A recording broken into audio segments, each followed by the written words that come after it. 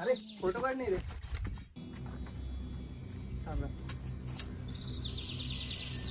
काय लेका तुला या आजकालच्या पिढीचा एवढा राग येत रे? ये बघ.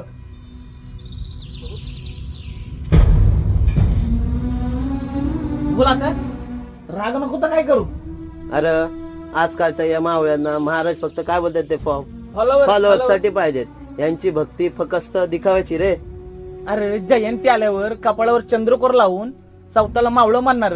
इतर वेळी ते इंस्टाग्रामवर नुसता नांगा नाच करत असतात.